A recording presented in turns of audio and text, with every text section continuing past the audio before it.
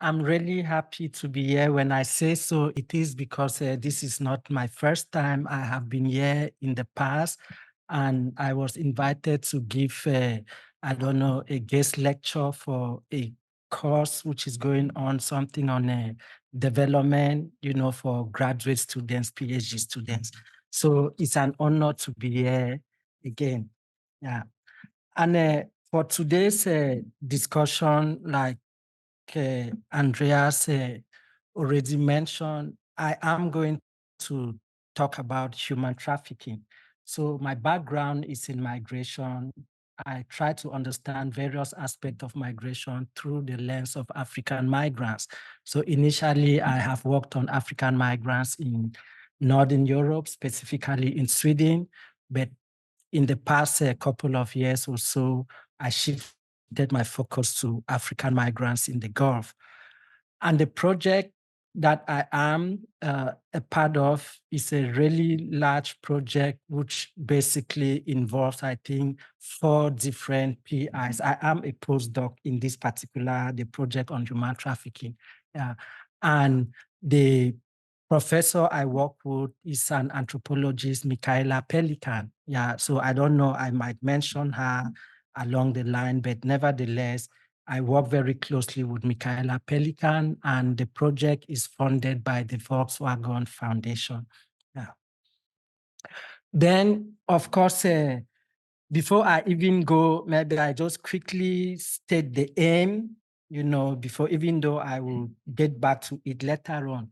So the aim of this presentation is to find out how human trafficking as an international legal framework found resonance in Cameroon, to understand how local actors who use the framework interpret, negotiate, and adapt it to the Cameroonian context. Then, of course, also to examine the impact of this global campaign on the people and communities in Cameroon. And as you can see from the, I don't know, the map, the focus is in Cameroon, but then I look at the issue in the context of migration from Cameroon to the Gulf states. Yeah. And just like most countries, almost every country, when you talk about human trafficking, so they're always seen, it's important to see each country as a source. People are trafficked from that country. As a destination, people are trafficked to the country, but also as a transit, people are trafficked through the country. So Cameroon fits that category. But again, like I said, much of the research and focus is, trafficking from Cameroon to other parts of the world. But in the presentation, you would come across, bits and pieces that highlight this intersection. Yeah. Then, of course, so I have some kind of a brief outline. I would try to go through it that way. So, but like any other topic, so why even human trafficking? The most important thing I like to start with, like the prevalence, the reason why it is an issue, an issue that warrants such attention, public debate, and even research is because of the prevalence. At least that's what you get from the discourse. Yeah. So the statistics I present here even is one of the few statistics which you have on this issue globally. It's a very problematic statistics. There's so much criticism about this, but nevertheless, this is what much of the discourse, the base on this kind of estimate.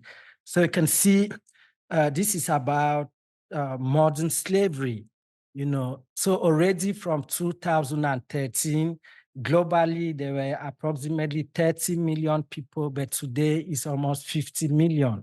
And in Cameroon, you see the same thing. But the one thing with the statistics, usually when things go up, numbers go up and down, there are good explanations. But for this one of the main explanations is just that they keep changing, I don't know, the methodology.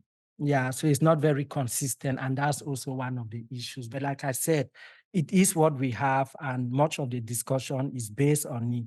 And you'd also notice something, the statistics is about modern slavery. Yeah, but I'm talking about human trafficking. So already you see a conflation of terminology, and it has some implications. Then, of course, the most important thing about human trafficking today is the consensus. So globally, you find not just between the North and the South, across, I don't know, different ideological spectrum from the left to the right, from just any difference that you would not you normally expect would be the source of disagreement. We don't have that when it comes to human trafficking. So the first picture, for example, is a picture of you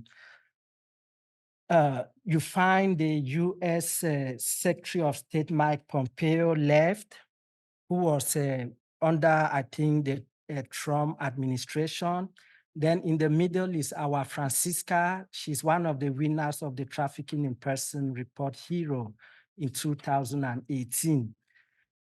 And she's from Cameroon. She's one of the people whom I interviewed, but the reason her picture is there with her real name is because she's really a public figure. Yeah, so there is nothing about her that is even like not out there. Yeah. Even those specific interviews with her, I do anonymize them. Yeah. Then to the left, of course, is Ivanka Trump, who was the senior advisor to President Trump. The reason I brought this particular picture, because every year I could pick out another picture from 2013, and there would be another Cameroonian who won this same award, but that was under the administration of Obama. Yeah. So, but the reason I picked this is just to show the consensus, because Trump is very famous for, just going against the convention. In terms of foreign policy, the foreign policy of the US, he goes the opposite direction, but not for human trafficking.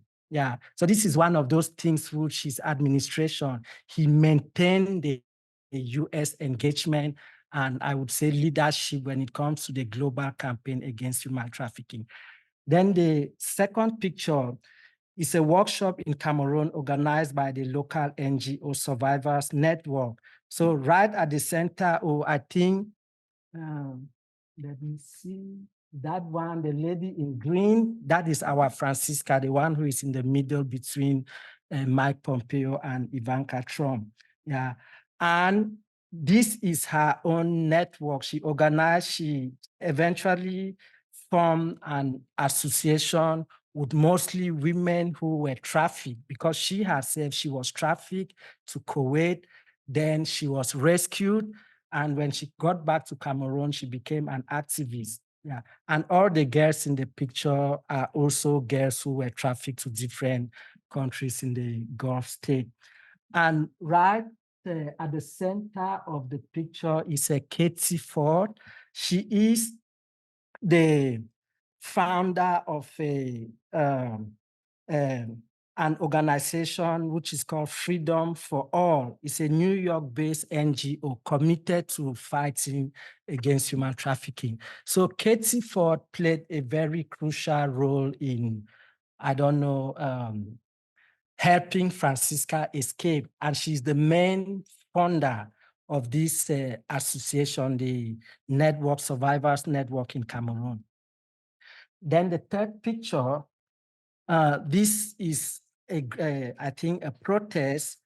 And these are just grassroots protests against trafficking in Cameroon. And it is organized by a different NGO, Justice and Peace Service, which is a Roman Catholic faith-based organization. And this organization itself, I said in 2013, the winner of the Trafficking in Person Heroes Award came from this organization. And it's important. So far, there are 3 winners from Cameroon, 2013, 2017, and 2018, if I get the dates correctly. But throughout the world, since they started giving this award, I think in 2004, there have been about 120 from different parts of the world, and about 25 to 28 from Africa, 3 from Cameroon. And basically, they give this award just to recognize the, the services, the work of individuals who, they've done so much in this fight. Yeah. And let me see. Yes. Then I think the next slide, we're basically going to look now at when we talk about human trafficking. So what exactly is it that we mean? Yeah. So first, it is a legal framework. Yeah. So it's a legal framework which was I think has its roots, I would say, with the United Nations, but already earlier with the United States. So first, the United Nations, under the, I think, United Nations, what's the name again? United Nations Office on Drugs and Crime. So this is the author of the human trafficking framework. And it was, I think it came out in 2000, in the city of Palermo, so hence the name Palermo Protocol. Yeah. And together, it is part of 3 other protocols, which are kind of all about the convention, the United Nations Convention Against Transnational Organized Crime. Yeah, so the human trafficking framework, or the Palermo Protocol, is part of a broader convention. This is very important because when you start analyzing it, there is always this element of crime, prosecution. Security is a very vital element of the human trafficking campaign. Yeah, and that comes from the fact that at the very inception, it is part of an international convention that is meant to fight against organized crime. And of course, the definition is there. So basically, maybe I should just read this quickly. Trafficking in person shall mean the recruitment, transportation, transfer, harboring, or receipt of person by means of the threat or use of force or other forms of coercion, of abduction, of fraud, of deception, and so forth and so forth. Then towards the end, you see they kind of come in like giving examples of trafficking, what constitutes trafficking. So there is slavery or practice similar to slavery. Then earlier on, I brought this statistics on trafficking, but it was all about slavery. So that statistics came from the World Foundation. And World Foundation, they define modern slavery because this is another concept. So modern slavery covers a set of specific legal concepts, including forced labor, debt bondage, forced marriage, and so forth, including human trafficking. So human trafficking is a subset of slavery, of modern slavery, according to the modern slavery definition. But then when you look at the Palermo Protocol, slavery is a subset of human trafficking. So these are like technical things, but they have really serious implications. Then the objectives, again, clearly to understand how human trafficking as a legal framework established by the Trafficking Victims Protection Act of the US and the United Nations Palermo Protocol has found resonance in Cameroon. So above, I mentioned the Palermo Protocol, but I did not talk about the Trafficking Victims Protection Act. This is another framework which came before the Palermo Protocol, but this one is, something which was developed by the US. And when you look at the language of the Palermo Protocol, there is a lot of resemblance. So it almost like got like some momentum after the passage of the TVPA. Then the second aim to examine how local-based actors in Cameroon, including the government, NGOs, and civil society actors, interpret, negotiate, and adapt the tools and framework to combat trafficking suggested by the US and UN. And of course, to examine the impact of the human trafficking campaign on the people and communities affected. And in order to answer those questions or to achieve those aims, I work with the conceptual framework of traveling models, which I think was put forward by Andrea Behrens and her colleagues. And the framework basically tried to answer two questions, to explain two things. How does a model developed in one part of the world travel to other destinations where it is taken up to address local issues? Then what happens to the model and the site of origin and uptake in the translation process? So the framework, basically, to understand without going into details, I will just highlight some key concepts. So first of all, there is models, and concepts and technologies that circulate in the global organization field of development. So this is what they refer to as models. Yeah. And of course, in the case of human trafficking, we see the very framework of human trafficking fits so much this idea of a model. Then there is a translation. So first you have the models, but then for the model to travel from the source to other places, it doesn't just go automatic. It goes through a process of a translation. So they travel by being conveyed, carried, picked up, called for, and interpreted by various actors. And they call these people who are involved in the translation mediators. I think mediators should also be one of the concepts there. Then, of course, translation itself, in the case of the human trafficking project, so we focus on the negotiations of the anti-trafficking framework in Cameroon. So, and the mediators in our cases are legal experts and civil society actors who, are tasked with rendering the model commensurable with local understanding. So you just take human trafficking from the source, you throw it to a place like Cameroon, it would be confusing. So of course, the way Behrens and her colleague explained this is you need this translation, which is done by mediators, so that they kind of interpret the models in a way that would fit with the concept, with the context. But for a model to even travel, it requires a very specific quality. So they don't just travel around because they are superior. It's not like this idea is better than the ideas of where it is being picked up. So then how do they travel? Why are they even kind of looked sorted? So then the idea of an aura. So for the model to travel in the first place and be desired in destinations away from its origin, it requires a certain quality that renders it attractive.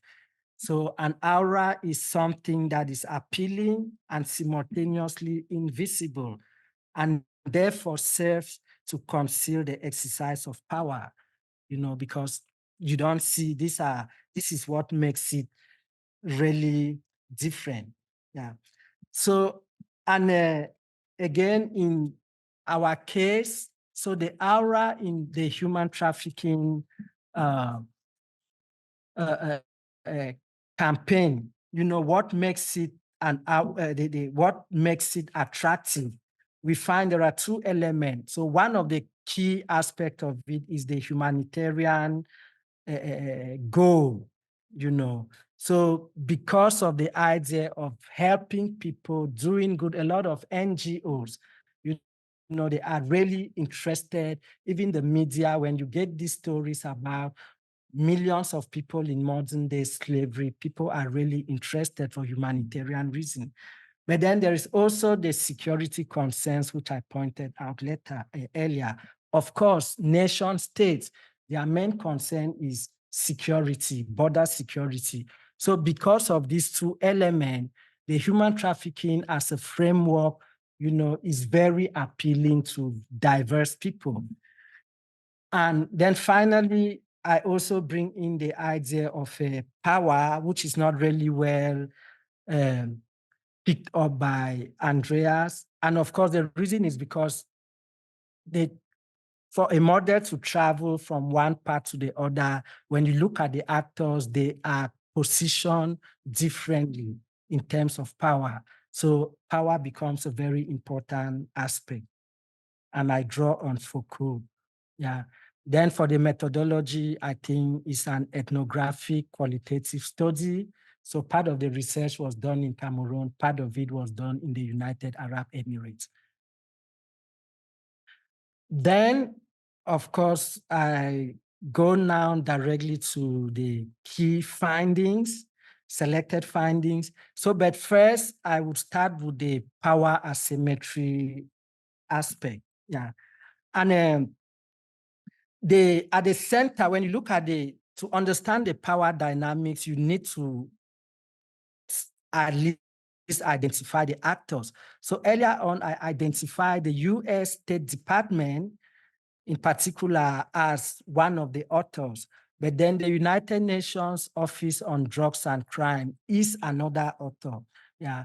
Then we have international mediators. We also have local mediators. And for the international mediators, we have the US Embassy, International Organization for Migration, Vital Voices, Freedom for All. And these are organizations that are active in Cameroon. Yeah.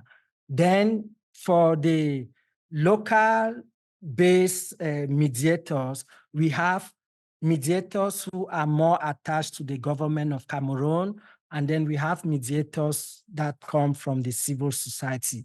So at the government level, or generally in Cameroon, the centralized body that coordinates the human trafficking campaign is the Government Anti-Trafficking Interministerial Committee, which is represented at the regional level. Yeah. Then from the civil society and NGOs, there are quite a number of organizations. So there's Justice and Peace Commission. Oops. There is a Kumufetfet, and all these organizations, what they have in common is that they are very focused on women issues, women empowerment, and so forth. And they are headed, you know, at the top of these organizations, they are headed by women. Yeah. And the power dynamics comes about because the relationship, so all these different actors, they work in partnership. Yeah. But then they glue, what really glues them together, I would say, the authors of this framework, and that's the US State Department in close collaboration, of course, with some of their partners. But so what happens basically is that the US, or the authors, as I call them, plus international mediators, they provide funding and training, you know, training local officials on how to go about the campaign against human trafficking. And in return, the local partners, they either provide information, they do some of the groundwork. Yeah. So the fact that funding is coming, where the funding is coming from, also comes with a lot of influence. And the US in particular, they fund the grassroots organizations. They also fund some of the international mediators like IOM. And I'm talking just at the local level, because internationally, of course, they do that. But you go to the IOM office in Cameroon, you find out some of the important projects which they are doing is funded by the US Embassy. And at the same time, the US Embassy is also directly funding many of the grassroots Cameroonian-based local organizations, including the government of Cameroon. So that's where this dynamic is what I say create some kind of a structural dependence, which allows the funders to have some influence on what is going on. Then, of course, there is also influence that comes, that's what I just explained, the influence from the authors of the framework, the US. Then there is also influence of international mediators. Yeah. So you find, for example, that in the case of Cameroon, Vital Voices, which I named earlier, which of course is a US-based organization, was very influential at the very onset of the human trafficking campaign in Cameroon, in the sense that they organized most of the, I would say, workshops and training with local actors, and selected most of the people who eventually came together to constitute the government anti-trafficking interministerial committee. Yeah. So, and of course, Vital Voices work very closely with other organizations like Aquators, which is also a US-based NGO, and is very much interested in, supporting women causes all over the world, fighting for justice and gender-based, especially in respect to gender-based violence. Yeah, and of course, the US Embassy, again, still, when you look at the specific cases, most of this early groundwork that set up the very infrastructure that we have in Cameroon today to fight human trafficking was through a combined effort of the US and some of these international organizations, which I label as international mediators.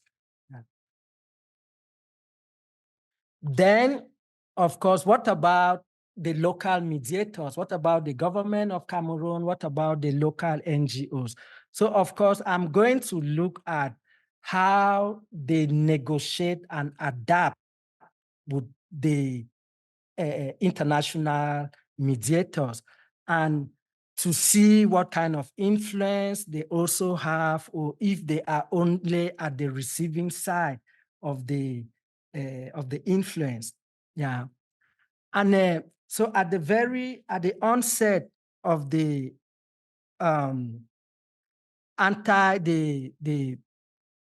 anti-human trafficking campaign in Cameroon, the government of Cameroon enacted the first law against human trafficking in 2005. Yeah, but then the law was insufficient, and it was criticized by the US, that it was limited in scope as it narrowly focused on the trafficking of children. So a few years later on, in 2011, it was replaced or revised. But then the new 2011 law, which is still in effect today, was criticized immediately after it passed. And the criticism was that from the US again and IOM. So their concern was that the law, there was the absence of language distinguishing between human trafficking and smuggling. Yeah. So US officials in Yaoundé explained that the lack of this distinction prevented the law from reflecting an essential aspect of the Palermo Protocol. So while the 2011 law is still in place, the Cameroonian government, of course, they have their own concerns about the law, but it has nothing to do with the distinction between smuggling and trafficking. So for the Cameroonian officials, they criticized the Palermo Protocol on which the Cameroonian law against human trafficking is based on as Eurocentric, so you can see like from one of the quotes to the left, now we are still fighting to change the 2011 law. We want a modification of the law to make a clear distinction between trafficking in person and smuggling of migrants. So this is a critique of the US.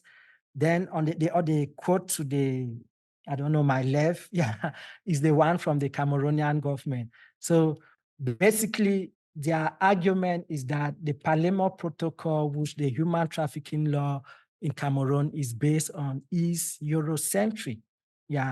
And you see in one of these quotes, I think the person I interviewed said, some practices, I mean, this is quite interesting, some practices of African solidarity is human trafficking for Europeans and Americans.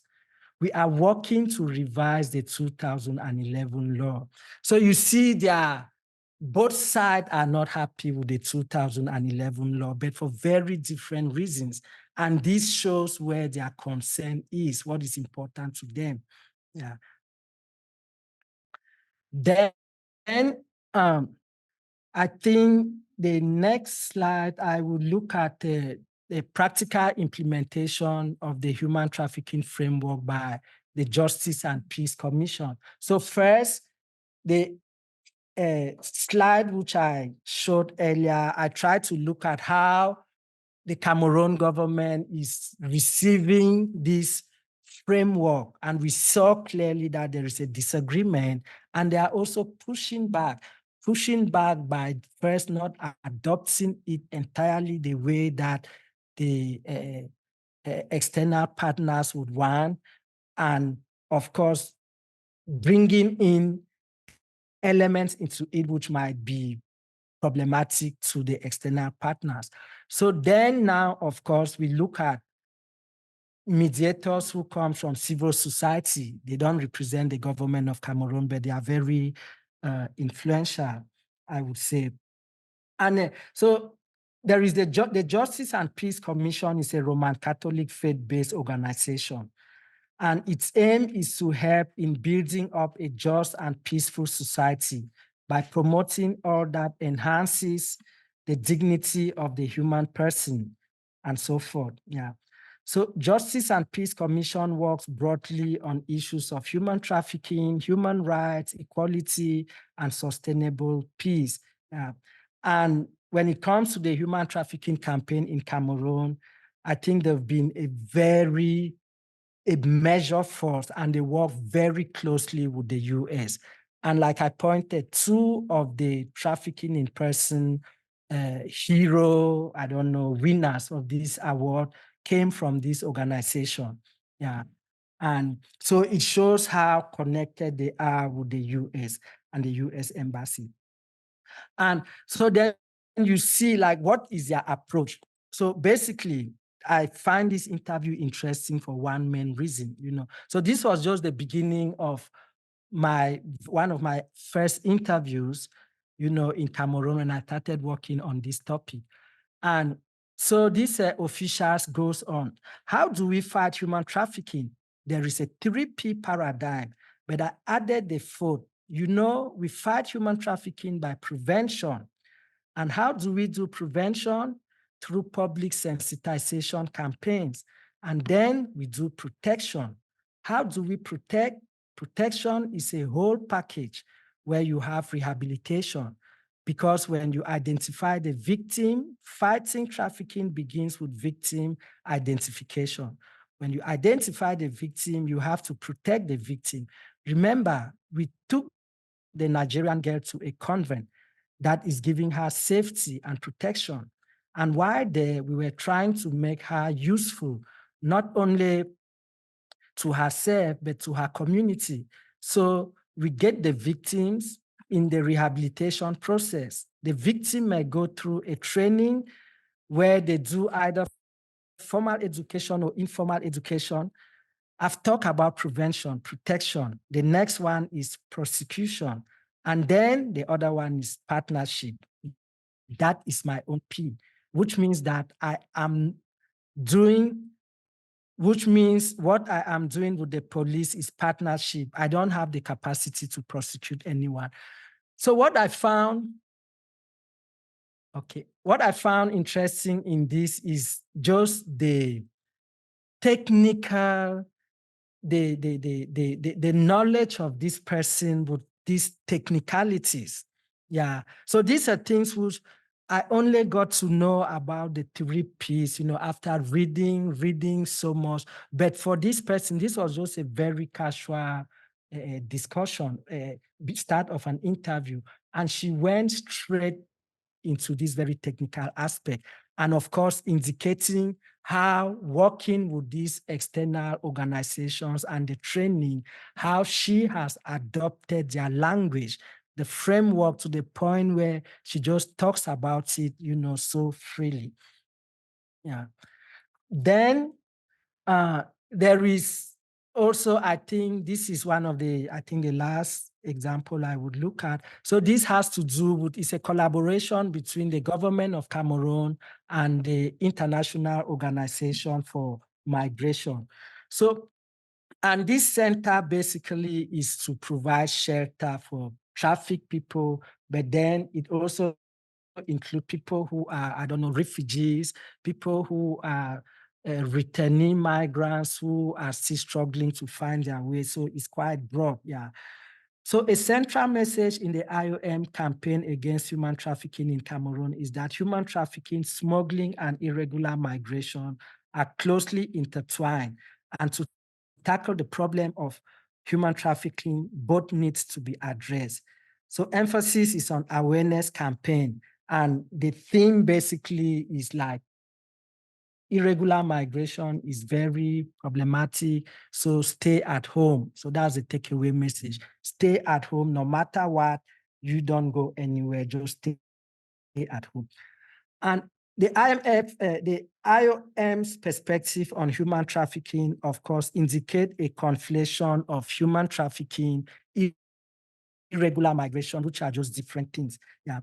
And then of course, there are implications, with this kind of conflation. So, and one of those implications, you can see there is the case of some women who were rescued from Chad. There were 12 of them.